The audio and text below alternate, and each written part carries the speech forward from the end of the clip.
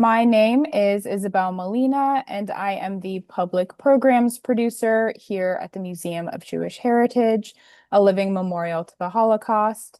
And I'm very pleased to welcome you all to today's program, Soundtrack of the Jewish People, Great Songs That Reshaped America, with Joe Levy in conversation with Nadine Epstein, co-presented by Moment Magazine. Joe Levy is a contributor to Rolling Stone and Billboard, and one of the creators of the multimedia show Amplified: The Immersive Rock Experience. His writing has appeared in the New York Times, the Wall Street Journal magazine, and Details, and he has created and hosted podcasts on the music of Harry Nilsson, Final Sessions, and the Great American Songbook, Setting the Standard. Levy has held top editorial positions at Rolling Stone, Billboard, and The Village Voice. As a broadcaster, he has served as a correspondent for The Today Show, Access Hollywood, and VH1. Award-winning journalist Nadine Epstein is editor-in-chief and CEO of Moment Magazine. A seasoned political analyst and frequent interviewer, Epstein is the author and editor of many books, including RBG's Brave and Brilliant Women, 33 Jewish Women to Inspire Everyone, which she wrote in collaboration with the late Supreme Court Justice Ruth Bader Ginsburg. She has contributed to anthology collections, including Racing in the Streets, the Bruce Springsteen Reader. Nadine Epstein is also an artist and the creator of the Eyeshadow Project. Thank you again for joining us. And now I'm going to hand things over to our speakers. Thank you so much for joining us tonight, Joe. Great to be here. So a few years ago, Moment launched Soundtrack of the Jewish People in collaboration with the Milken Archive. And we started interviewing musicians and scholars and music lovers to explore music with Jewish significance. And we really collected an amazing array of music, very different kinds of music that people considered significant Jewish music. There were prayers, there was North African folk music, there were Ladino lullabies. All of this is available at Moment's website and also on a playlist on Spotify. And it turns out I had just met you on a National Magazine Award panels, and we had talked, and so we included you, and you chose one of the most interesting pieces, I think, in the collection, Highway 61, written in 1965 by Dylan. And I was just thrilled with that. And so I just want to jump right into Highway 61. Pray tell me, why on earth did you choose Highway 61 as a piece of Jewish significance? Well, I mean, the first thing that should be said is most of my choices are bad ones, historically speaking. Not this one. This is a pretty good one. Look, this is a great piece of American music, and it's a great example of the ways that American popular music is shaped by Jewish creators, even when, and mostly when it is not, about Judaism itself. But this song begins with the words, God said to Abraham. Right there, I think we're pretty Jewish. We're in the Bible. We're pretty early on. God said to Abraham, kill me a son. Abe said, man, you must be putting me on. And those are great lines. We begin with a prophetic voice. We begin with the voice of the Bible. God said to Abraham, kill me a son. And we shift to this very conversational voice. Abe said, man, you must be putting me on. Now, it becomes a much more complicated song if you know, as many people do, and most Bob Dylan fans do, that Bob Dylan grew up Jewish in Hibbing, Minnesota, with a father named Abraham.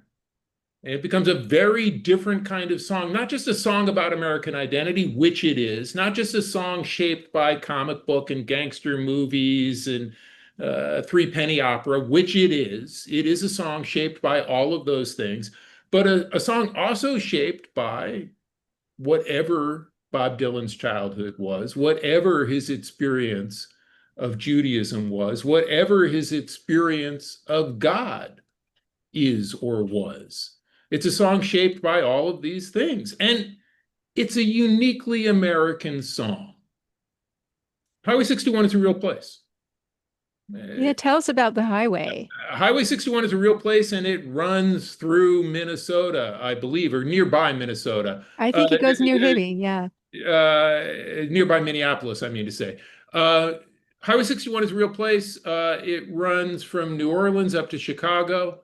It maps the route of the Mississippi River. It is sometimes called the Blues Highway. It is celebrated in other songs. There is a song by Mississippi Fred McDowell called 61 Highway. The reason this is called Highway 61 Revisited isn't just because it's a real place and he's going back and visiting it again, but because it's a real song that he's reworking in his own way, as he does in many songs. Highway 61 is a real place. It is a highway that during the Great Migration, the migration of free African-American men and women northward in the 40s, post-war, to find a better life, to find better work, it's a highway that those folks traveled. But it's also a song about a different migration. Dylan's parents, probably his grandparents, as many characters in this story of Jews in American song did, fled Eastern Europe.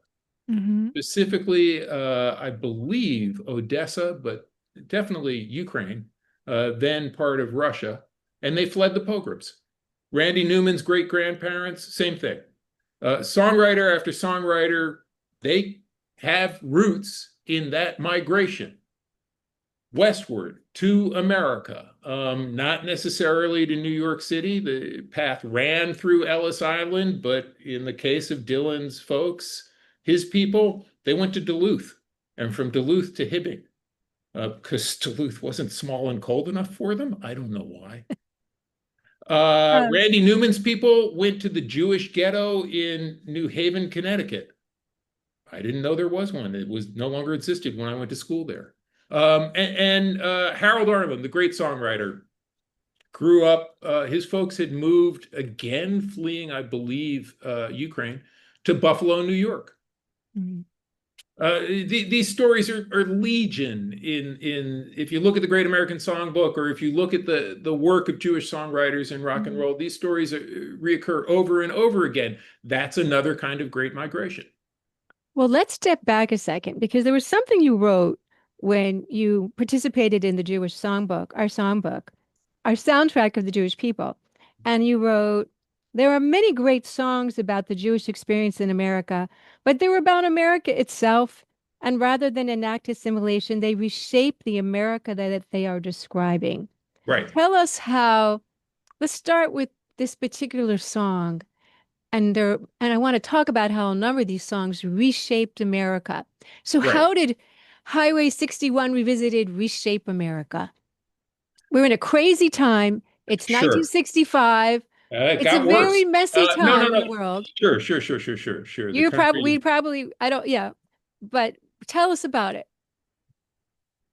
you know, I am referring broadly, I think, to the way not just this song, but Bob Dylan's songs, Okay. or all of rock and roll, but Bob Dylan's songs reshaped America. You might say that the first big rock song for him, like a Rolling Stone, has a bigger impact in reshaping America, as it frees a whole nation of young people to say, yeah, I want to leave.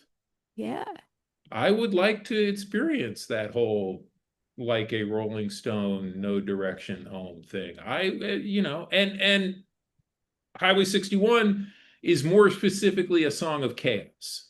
Dylan talked in Chronicles, his autobiography, about how during the 60s he would take refuge in the New York Public Library and read newspapers from the time of the Civil War to understand what was happening in the 60s. That feeling of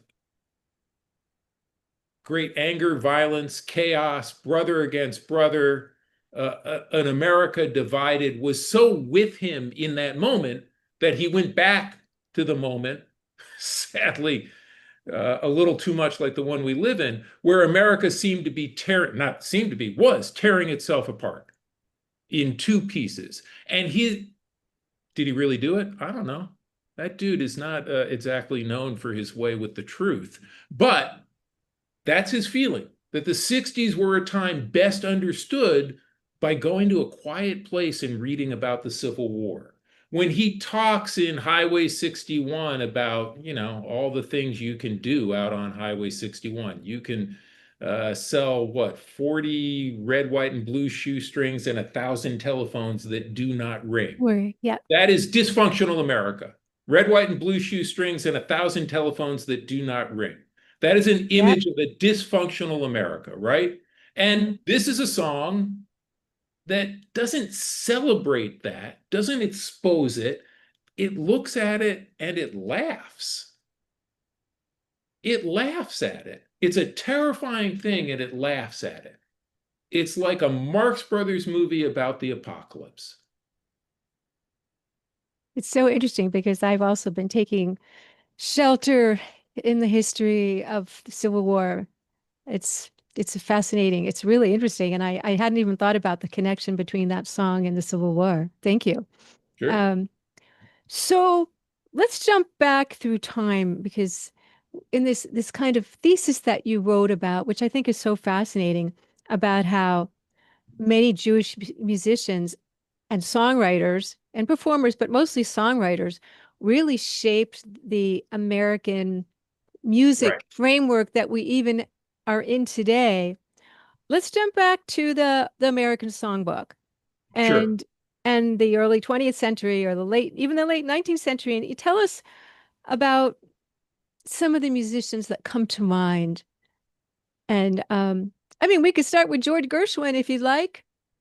We can start with any of them. Okay. Virtually, the majority of songwriters of the Great American Songbook, the majority, with the exception of folks like Harry Warren, Cole Porter, Johnny Mercer. Otherwise, you're talking about Jewish songwriters and lyricists, guys writing melodies, guys writing lyrics. At a time when American song is coming into its own. It's leaving behind this sort of Moon, June, Tin Pan Alley thing that's very catchy. Maybe it's fun, but simplistic. And it's getting a new kind of sophistication, a sophistication that's going to drive movies out in Hollywood, Broadway musicals, which are, again, at that time in the 20s and 30s, just beginning to come into their own, just shifting from reviews, songs strung together, to book musicals. I've got a story to tell. I might break into a song in order to tell it. By the way, Old Man River, he knows nothing but trouble. Showboat, one of the first great book musicals. All those guys, Jerome Kern, George and Ira Gershwin, Yip Harburg, all of them. George and Ira grew up, I'm gesturing down the street because I live in the East Village. George and Ira Gershwin, for part of their young lives, lived about 5 blocks south of me in the East Village in Manhattan. Yip Harburg lived 4 blocks east of me, right off of the East River. Yip Harburg and Ira Gershwin got to be friends in grade school because they sat next to each other, because that's how their names fell in alphabetical order.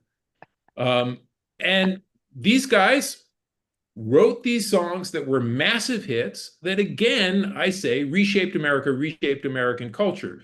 And I'm going to let you talk now, but I'm happy to get to my point about the ways in which it was about imagining a different America rather than talking directly about the Jewish experience or talking about assimilation. Well, tell us more about that. I'm borrowing an idea here from Randy Newman. Randy Newman, the great songwriter, best known for his hits about racism and prejudice, right? Short People, his best known song, is a parody of prejudice. One of his other best known songs, Sail Away, plays as a love song. Sail away with me. I can ferry you off to a better world, except that it is sung from the point of view from the voice of a narrator who is a slave trader. loading enslaved African peoples into a ship bound for the Chesapeake Bay. Newman, sometime in the 90s, gave an interview where he said, "I've recently evolved a theory that sometimes Jewish songwriters and Jewish writers get into America harder. There's a wanting to be part, wanting to be accepted in America." And then he goes on to say this thing that's I've never forgotten. There's a great thing in one of Philip Roth's recent books, and he's actually talking about Operation Shylock, where Roth says that after Moses, the next great Jewish genius was Irving Berlin. Irving Berlin, the songwriter. He took the blood out of Easter and made it about fashion, and he took the Christ out of Christmas and made it about snow.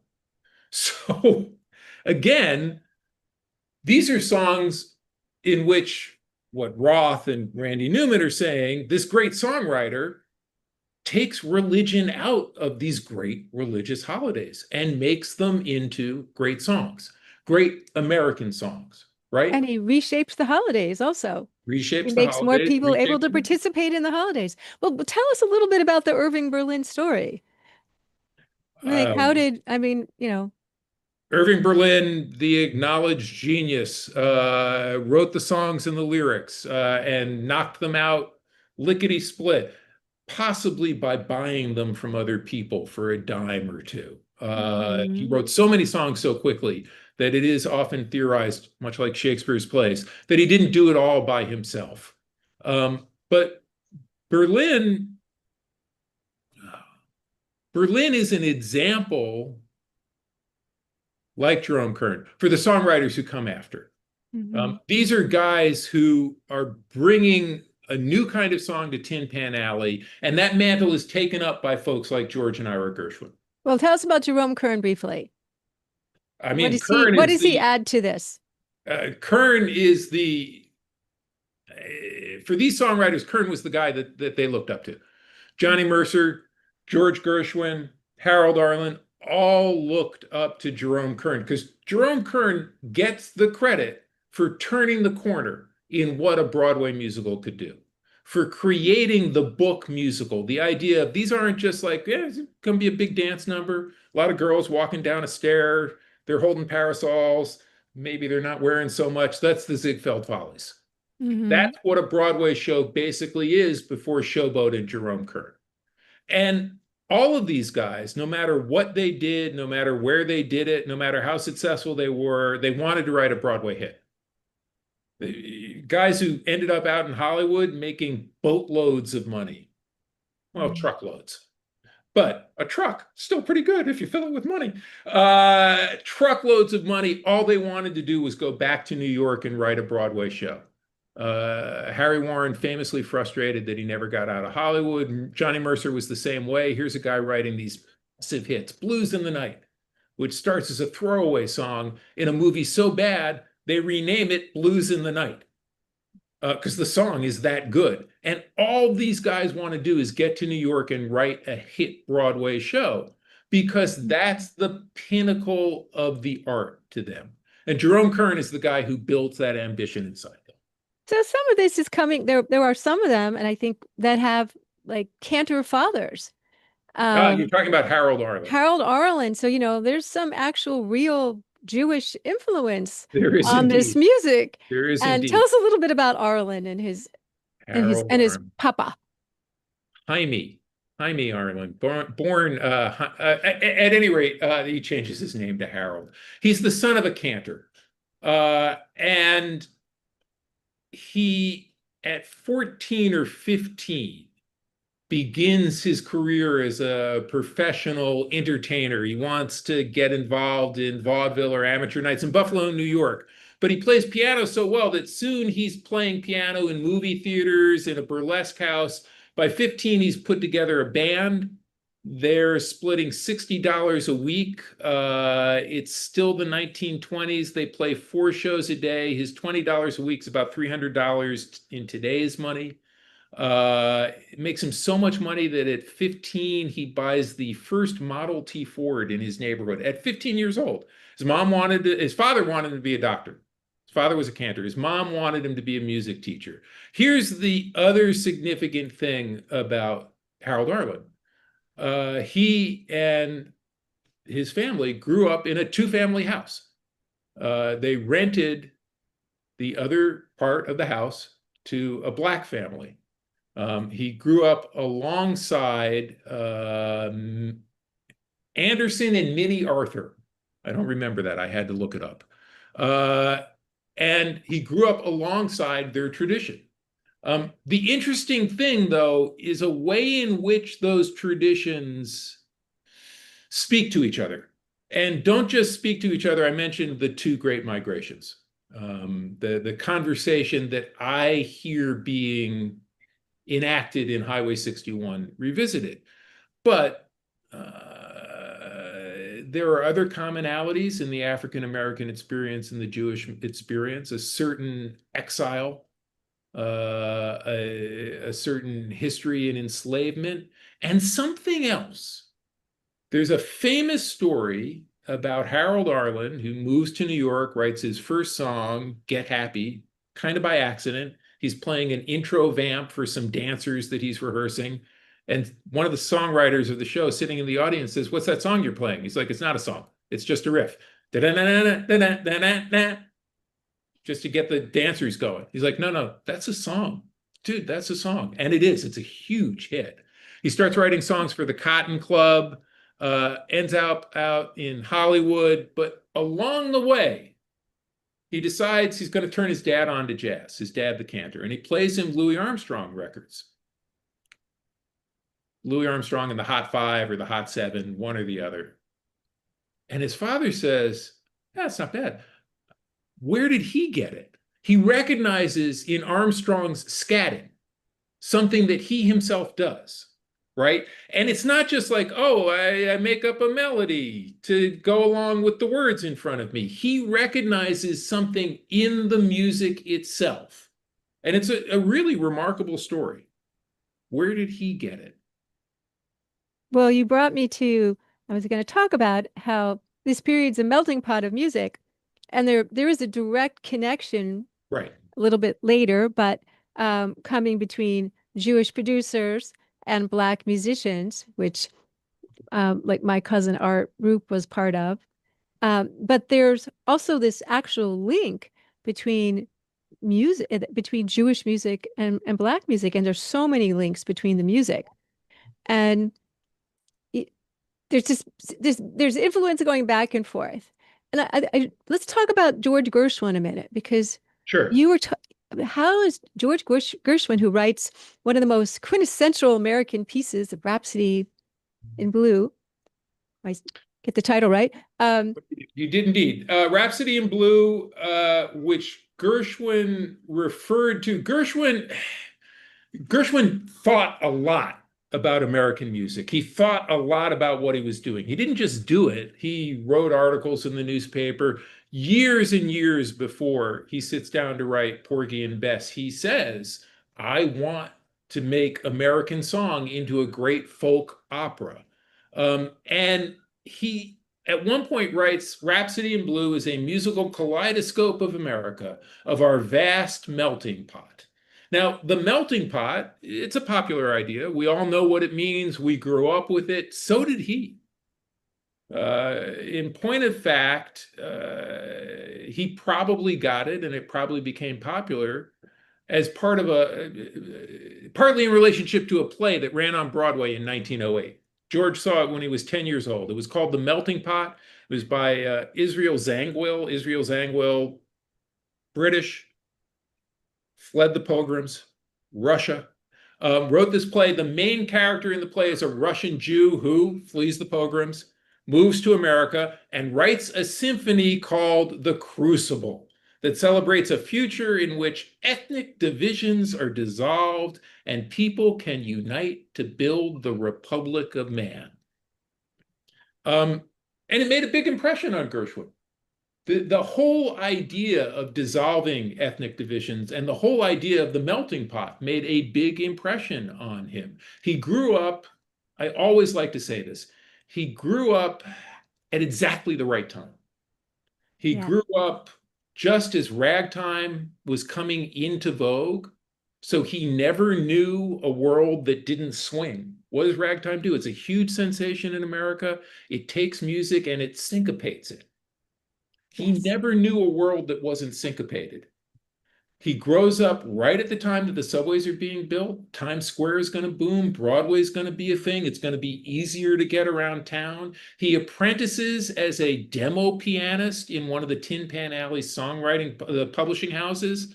And the guys, he's a great pianist. And the guys like to tease him by making him play song after song after song by ear. That's such an important part of his life that later, when he's rich and famous and is building out his dream apartment on the Upper East Side, he builds a replica of that songwriter's cubicle in his apartment so he can sit in it and be inspired. Wow. And he learns, he's a piano genius, and he learns to play piano partly by sitting on the piano bench next to the great stride pianists of Harlem, the legends, Lukey Roberts, Willie the Lion Smith. These are guys who did things that people didn't really know could be done to a piano keyboard or on a piano keyboard. Played cross rhythms, played polymetrics, did things with their left hand. Gershwin soaked all that up and was able to do it himself. That's incredible. So we're not even at rock and roll yet, really. We But are not. But how do how right at this particular juncture, what is Black tradition of music bringing, and there are many traditions, and what are the Jewish traditions? Is there something that's mingling in particular? I mean, the syncopation is part of it. Is there something else? Hold on, I want to come back to that, but I see in the chat that someone objects to my mentioning the accusation that Irving Berlin bought his songs. I also mentioned the accusation that Shakespeare didn't write his plays. I don't believe in either of them. I just want to make that clear. Okay.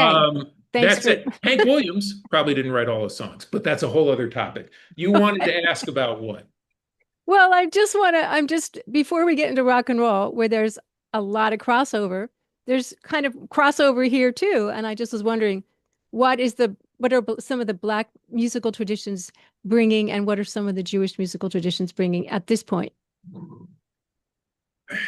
The songs that we get out of the Great American Songbook are certainly songs that draw on jazz, they draw on blues. These are African American art forms, uniquely American and uniquely Black. And they draw on these things. They also feel free to draw on British songs. These guys admired Gilbert and Sullivan. Mostly the lyricists admired them, but they admired them. They admired the British song tradition, but they were seeking an American idiom, right? They were seeking to make their own music. They were largely based in New York at first, and I mean, folks get dragged out to, or willingly zip off to Hollywood and write songs there, but they are seeking an American tradition and seeking a voice for New York City, I would say. And you asked about I mean, you can't separate what these songwriters are doing from African American music or African American musicians. We talked a little bit about Harold Arlen, who with Ted Koehler wrote song after song for reviews in the Cotton Club. The Cotton Club was a club uptown. I mean, it's difficult to talk about these things without diverting the conversation into issues about segregation and horrendous restrictions that great Black artists worked under. But let's say we come back to that for another hour or 500 at another time and stipulate that it was terrible and it was wrong. And uptown at the Cotton Club, a Harlem nightclub principally for white folks, Harold Arlen and Ted Koehler wrote song after song that was smashes for great Black performers like Stormy Weather. I feel like you asked a question and I'm not sure No, but we're gonna skip to the next question now, because we got to get into rock and roll. Okay. We got to have time for rock and roll because this is so important. So, Sure. this little movement of rock and roll is still with us today. It's incredible how it's still with us today. And, two of the pioneers that were Lieber and Stoller. And I'm wondering, like, where their music came out of and how this shaped America, reshaped America. Sure. Well, Lieber and Stoller, another great songwriting team. Um, they begin to write hits in the 50s before rock and roll is rock and roll. And they begin to write these hits for Black creators that use a Black idiom, hound dog, which is recorded by Big Mama Thornton before Elvis Presley gets a hold of it. And the answer to the question is, how does this stuff reshape America? Is Elvis Presley recorded hound dog? And things changed. The I mean, crossover another occurred. answer to that question is Little Richard Yeah. or Chuck Berry. But and those are important answers. And I never like to mention Elvis and rock and roll and things changing without mentioning Chuck Berry and Little Richard. But all that said, the answer to the question, how things changed, is Elvis and Hound Dog. But Hound Dog is written for Big Mama Thornton. Lieber and Stoller admire the blues, they admire R&B, and they admire and want to work with and write songs for those creators. Famously, I forget whether it's Lieber and Stoller, here's after the fact that Elvis Presley has recorded Hound Dog and says, Elvis who? Because like a lot of people, he had no idea. And they continue to write songs for Elvis. They also continue to write songs for the Coasters. These songs are deeply humorous, super catchy, and many of them have meaning. Many of them are about travel, about sex and love, or about a fight for liberation. Two of their best known hits, or two of my favorite of their songs, Jailhouse Rock, and Riot in Cell Block Number 9 for the Coasters. These are songs about incarceration and the desire for liberation. Why is the jailhouse rocking? Not because it's a rocking place to be. I always linger over the extraordinary lyric, if you don't have a partner, find a wooden chair. Dance, only for dancing people. We're just talking about dancing. We're not working blue. It's a little bit blue. But these are remarkable songs. And everybody knows it. The people writing them know it. The people singing them know it. Elvis, not singing Jailhouse Rock, but I'm trying to remember which song it is. I think he's on the Steve Allen show. And he wants to say, here's our most recent release. Except the joke he makes, and he knows what joke he's making, is here's our most recent escape. I mean, release. Right? I mean, the whole idea of this music as a liberating force in America and American culture is all right on the surface. Yeah. So there's also this liberation theme, I guess, and that's bringing together, Black and Jewish. The theme brings people together. Well, let's talk about Randy Newman a second, because Sure. how does Randy Newman fit in? Well, how does he not? Randy Newman. The thing I love about Randy Newman, there's a rather good biography of Newman written recently by Robert Hilbert. And the thing that struck me most in the first 3 or 4 pages, he's filling in the backstory of the life, and he talks about how Newman's great grandfather, Michael Nemirovsky Jr., lived in the Jewish ghetto of New Haven, Connecticut. Before he got married in 1897, Michael changed his name to Michael Newman. And what I love about that is that there's no symbol in there whatsoever. He is a new man. He is now Michael Newman. And that's part of the legacy that Randy Newman carries forward. Randy Newman, his grandfather, his father, both in the scoring business, they score motion pictures. Randy grows up, he spends part of the war years, I think it is, in New Orleans. where he soaks up New Orleans culture. Somebody wants me to mention the great song that Randy wrote about being Jewish in New Orleans. It's on Land of Hope and Dreams. And it's specifically, if we're thinking about the same song, it's called Dixie Flyer. Randy's talking about his mom's family driving to New Orleans and drinking liquor, rye whiskey, just the way the Goyim did. Christ, this is a lyric. Christ, they wanted to be Gentiles too. Who wouldn't down there? Wouldn't you? An American Christian. Goddamn. So Randy Newman is a guy who thinks hard about Jewish identity and America. Right? I mean, his songs, he's written a lot of great ones and some very dark ones about America, right? Political Science, let's drop the big one and see if they're laughing. A Few Words in Defense of Our Country.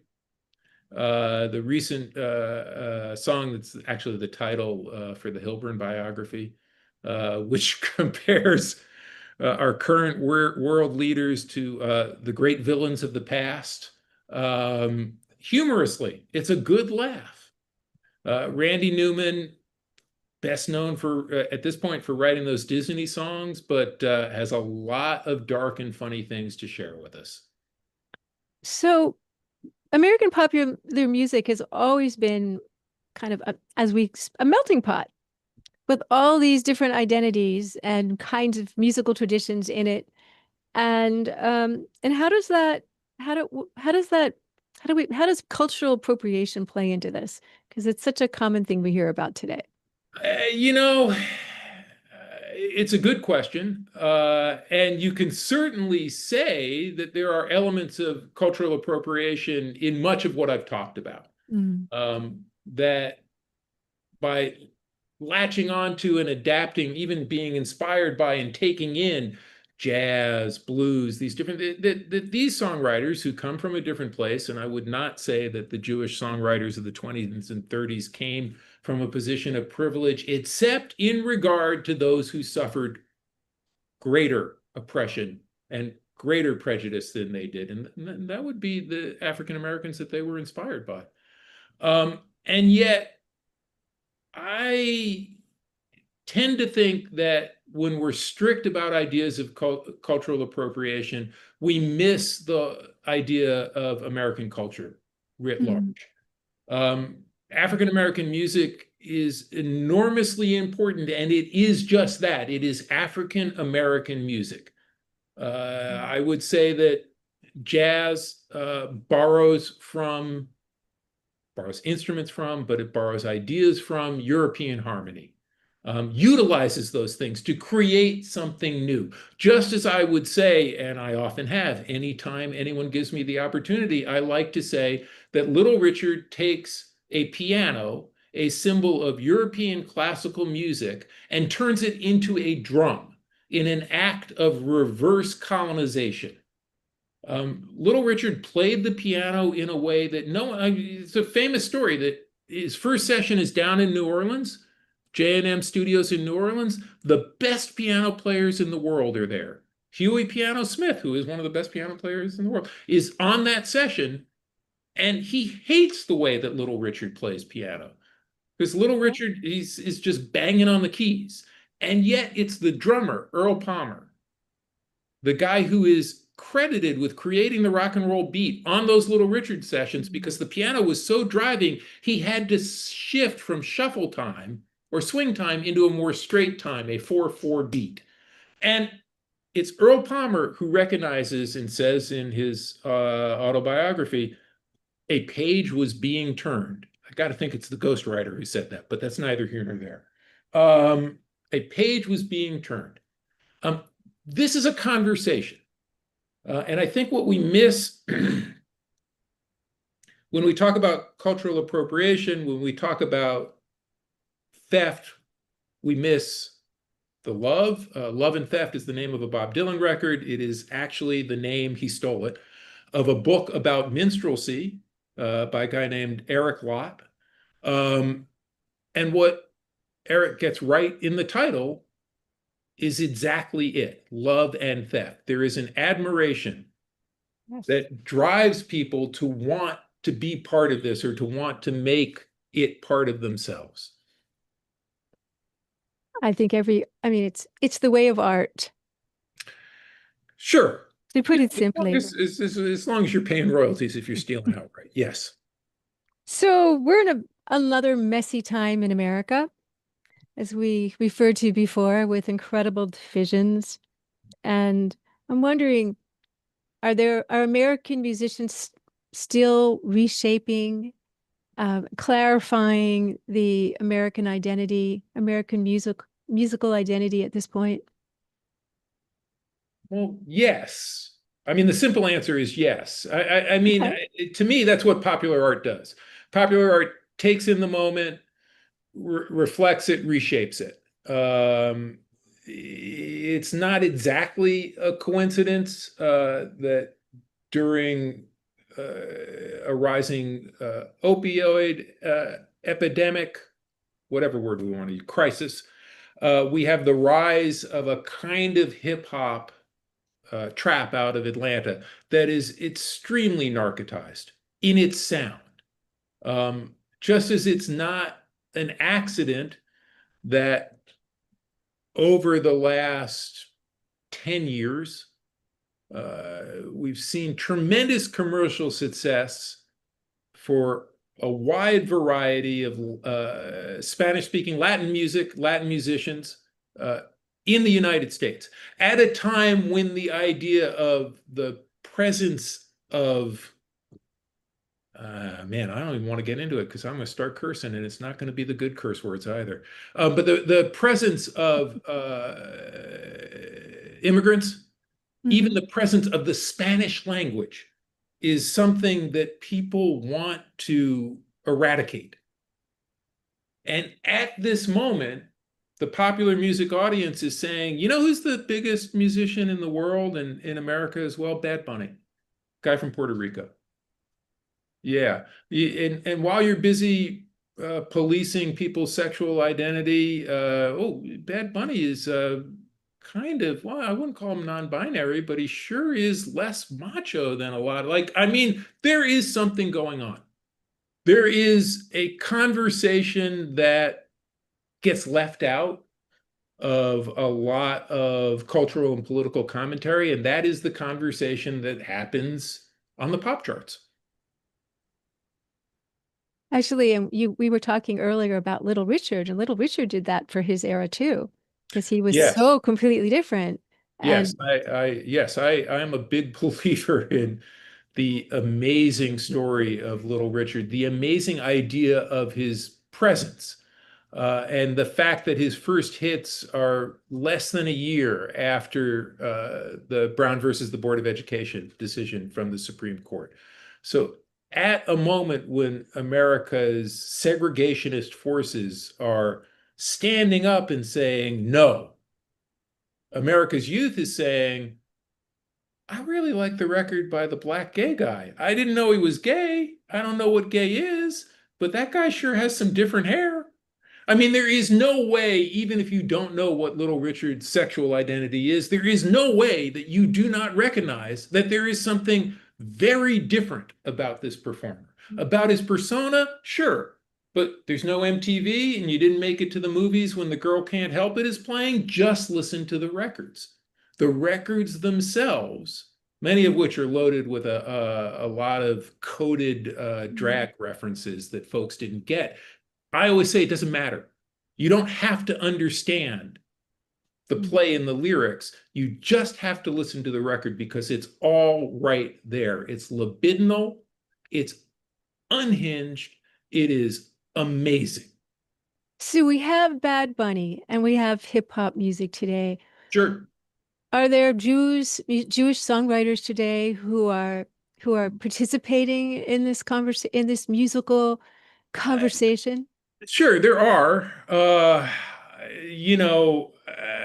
I'm not sure how much they reflect what I've just been talking about, which is to say, the conversation may have moved on and developed so significantly that the fact that a guy like Benny Blanco, who's a producer, songwriter out of Philadelphia, wrote a lot of hits for Katy Perry, Kesha, currently engaged to Selena Gomez. Very good songwriter and producer. Jewish, observant.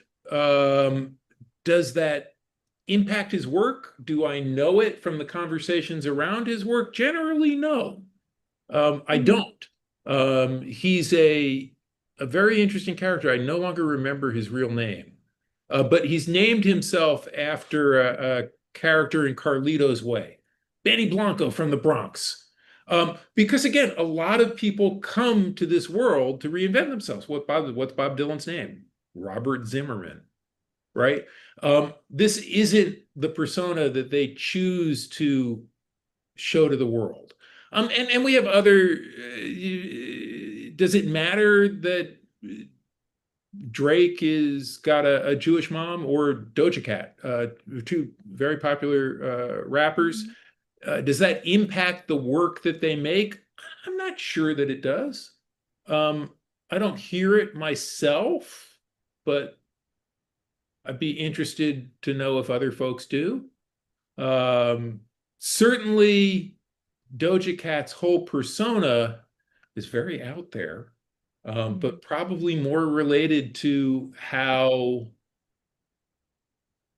very out there her childhood was. She grew up in part on a commune out in California run by Alice Coltrane, John Coltrane's widow. It was strange. So I know we have to wrap up because we have so many questions here or comments.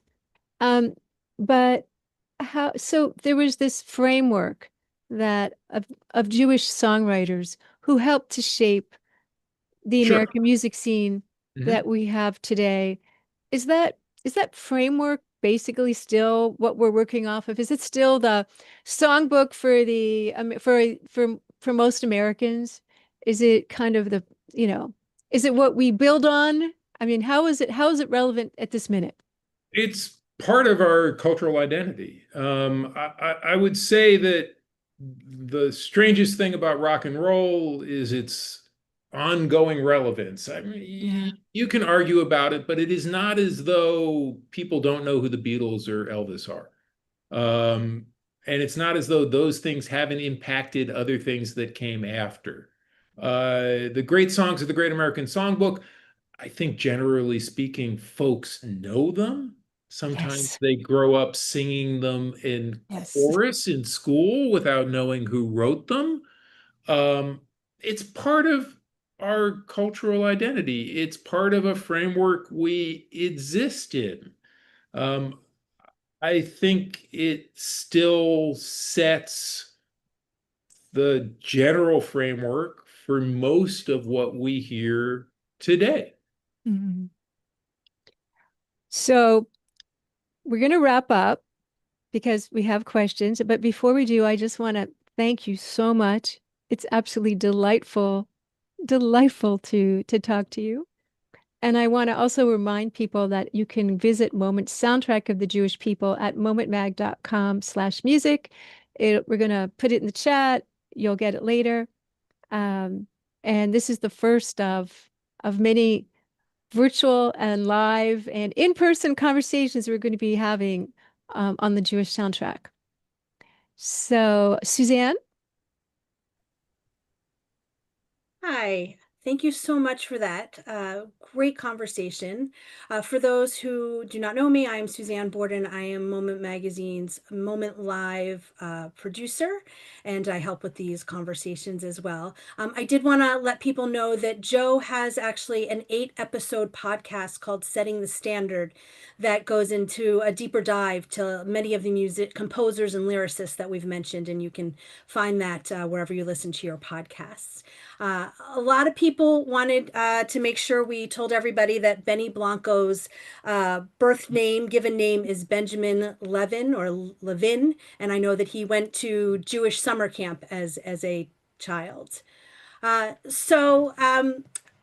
Tonight there was a lot of conversation about all the men who were composers and lyricists and singers.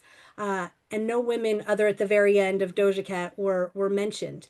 Are there women that came up in the early 1900s that were part of this Great American Songbook? Yeah.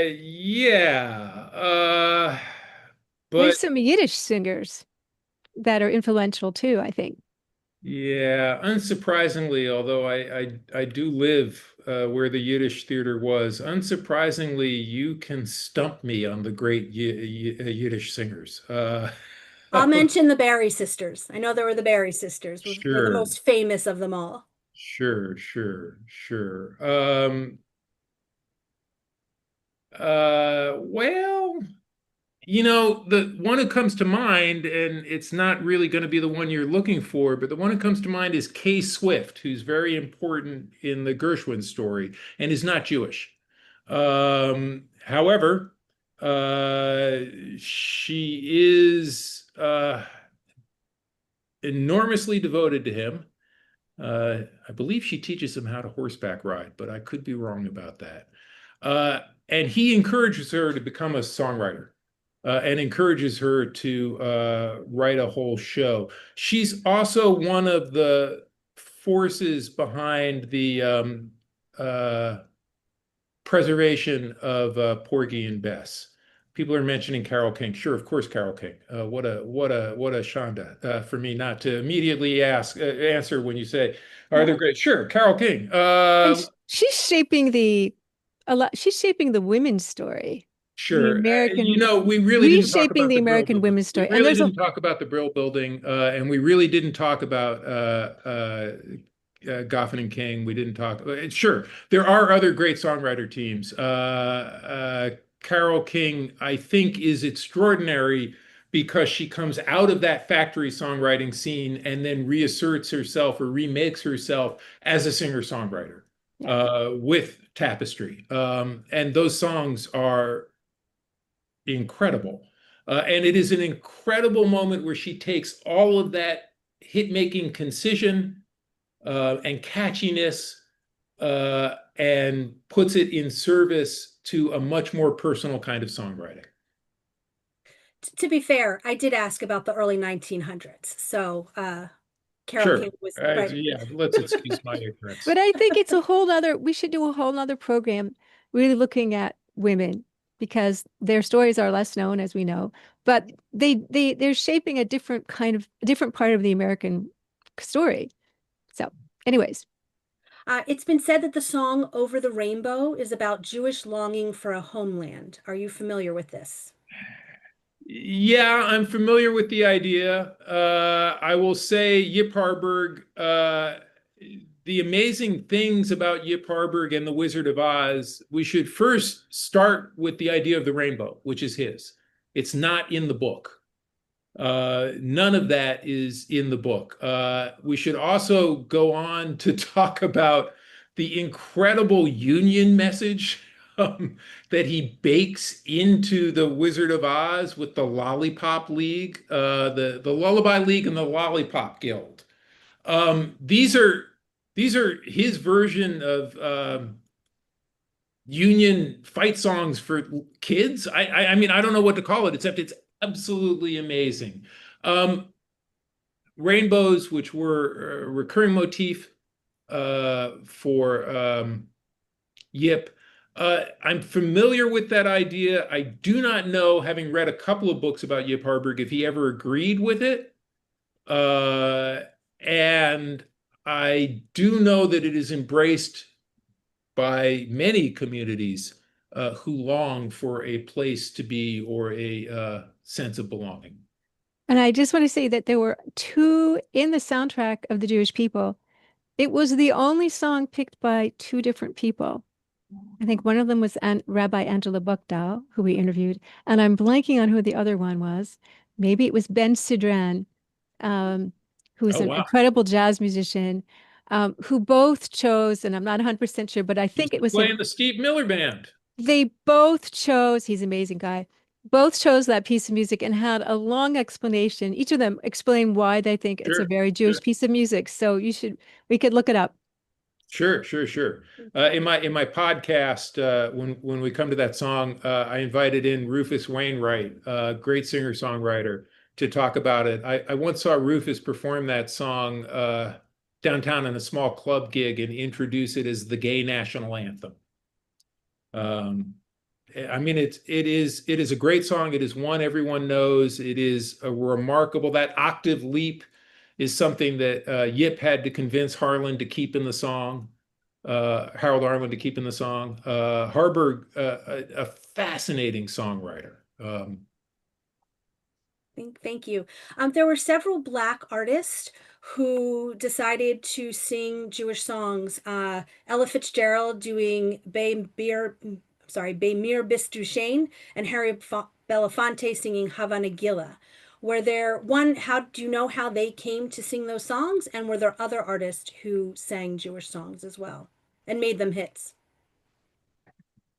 I don't think either of those were hits, though, were they? Um, it depends on what you think about. It depends on how you define Jewish songs. There are obviously many songs by Jewish songwriters that became hits as sung by African American artists. Good Lord. I mean, Stevie Wonder covered Blowing in the Wind and made it into a hit after it had already been a hit. But I can't say how Ella Fitzgerald came to record that song. I can say that Harry Belafonte was a staunch leftist and was a staunch believer in political causes and crossing boundaries to work together. So that's me calling him an integrationist, although I would say he's more of a civil rights figure. Also relating to the Bob Dylan story, gave Bob Dylan his first professional recording gig, playing harmonica, recorded down the street. I'm pointing this way because that's where Webster Hall, which was a studio for RCA at the time, is on 11th Street in Manhattan. I've just given away where I live. Don't tell anyone. Well, I just put in the chat. I was right. It was Ben Sidran and Angela Bookdahl, both amazing people who chose that song, and they each Sure. have their own reasons why this is an incredibly Jewish piece of music. Thank you. And as we wrap up, a few people would like you to comment on a few different artists. Leonard Cohen, Paul Simon, and Matisyahu. Okay. They're all lovely, lovely. And some of them, besides Paul Simon, are tall. Cohen, and this is going to be saying something because you're including Matisyahu. I would call Cohen the most Jewish of those performers. But that's a personal opinion. All three really interesting performers. I am a big fan of Paul Simon, a big fan of Leonard Cohen, and a modest fan of Matisyahu. I would say what's interesting is Simon is someone who wrote very specifically about American identity several times. Wrote a song called American Tune, wrote about going on the New Jersey Turnpike to look for America. He returned to these ideas throughout his career. He was always attracted to music outside of his world. He gets acknowledgement for embracing South African township music on Graceland, and yet this is something he was doing with South American music. In the Simon and Garfunkel days, he was always interested in this "what can other music tell me" idea. Matisyahu, I mean, what can you say? The first time somebody told me there was a devout Hasid ragamuffin toasting, like this is a Jamaican art form, right? How does that work? Who comes up with that? And yet, why not? Right? You hear Gilberto Gil, the great Brazilian musician, said, in the 80s, we've reached a point where we no longer have roots, we have antennas. It's a very interesting idea. And an idea well ahead of its time, since he was saying that in the mid 80s, pre-internet, pre-cell phone. Yeah, there were antennas. They were for television and radios, but it's a very interesting idea. And it's one that I embrace and I understand the limitations of. And of course, Leonard Cohen, oh man, where do you begin? That guy is a trip.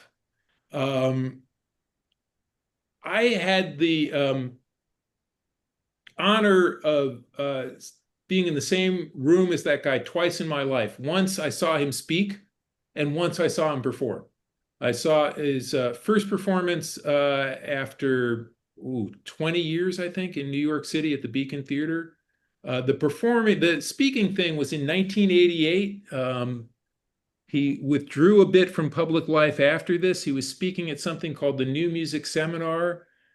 And there was a remarkable moment where someone asked him for advice, and he leaned into the microphone and said, "If you knew anything about my life, you would know I'm the wrong person to ask." And it was so out of character from everything else that was happening. And it was so thoughtful and intense. I mean, it just knocked me back in my chair. It was sincere. He wasn't making a joke. He was saying, I have nothing to tell you. And then that performance at the Beacon Theater, at a point when he was returning to recording and returning to performing because he had to, because his business manager had stolen all his money, or was it his accountant? Somebody did something bad and the money went away. And he had to come down from the mountain, literally Mount Baldy, where he was engaged in Buddhist meditation. He had to come down from the mountain and make the first of a remarkable series of late period records, and then go on the road. And a lot of people, when they have to go on the road like that, do it with a kind of, I have to do this. I have to. And he did it with such spiritual intensity. It was a commitment to the moment. It was a commitment to the audience. It was a commitment to the sacrament of song, what he calls the Tower of Song. I've never forgotten it. I had a chance to go see him again at Madison Square Garden, and I said, no, I saw one of the greatest concerts of my life.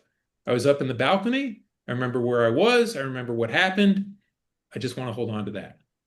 Wow. Well, there's two of his songs in the soundtrack of The Jewish People, Who by Fire, which he wrote in 1974, which is an amazing piece of music.